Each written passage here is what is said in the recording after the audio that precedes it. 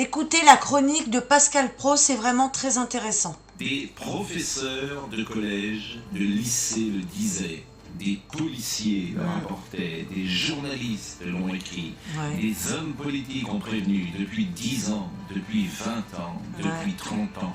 Attention, danger, une contre-société existe.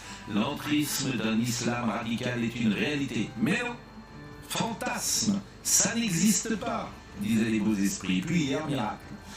Un rapport qui n'apprend rien, que tout le monde sache déjà, agit comme un électrochoc, jusqu'à Gabriel Attal, qui propose ce que d'autres avaient imaginé mais qu'il avait refusé.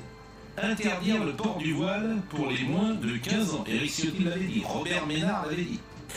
Et cette proposition vient d'un homme de gauche, 36 ans après que Lionel Jospin a capitulé devant des jeunes filles qui portaient le foulard dans une école à Creil. 36 ans de déni, 36 ans de lâcheté, 36 ans d'immobilisme. Venez comme vous êtes, disaient les toujours mêmes beaux esprits. Et hier, Gabriel Attal se réveille avec lui tant d'autres. L'islamisme est une menace. Ah bon?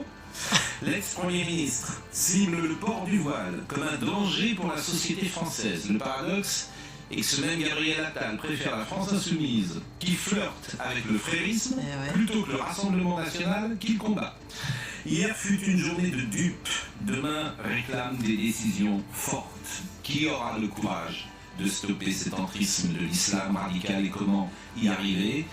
Voici 2 questions pour Bruno Retailleau, qui a posé le bon diagnostic et qui réfléchit sans doute comment trouver le remède. Voilà, donc vous avez entendu, en France, on cache, on survole, mais on va pas soigner la cause. Voilà, ça, c'est nos gouvernements depuis 40 ans pour avoir le vote des Français. Ils préfèrent sacrifier le peuple, sacrifier le pays pour avoir le poste.